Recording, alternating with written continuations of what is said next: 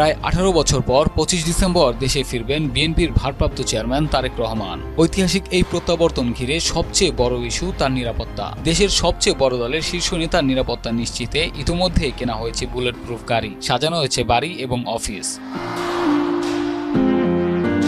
তবে দেশে ফিরেই তারেক রহমান নির্বাচনের প্রচারণে চষে বেড়াবেন সারা দেশ, তাই তার নিরাপত্তা এখন বিএনপির অন্যতম অগ্রাধিকার।